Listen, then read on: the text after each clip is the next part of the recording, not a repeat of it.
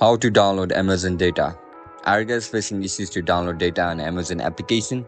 If that's so, then this video might help you out. Without further ado, let's get started. First of all, open Amazon app on your mobile device. Once you open the app, now log in into your account with your registered email and password.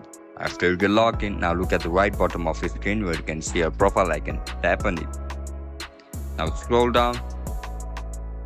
Now look right beside your account where you can see the see all icon. Tap on it.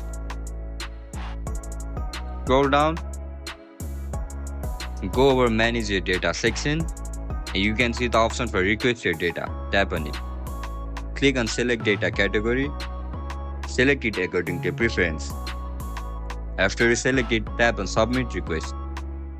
After you click on it, Amazon will send you a mail in a registered email and address. And that's it, guys. That's how you're going to download Amazon data. If you guys found this video helpful, don't forget to like, share and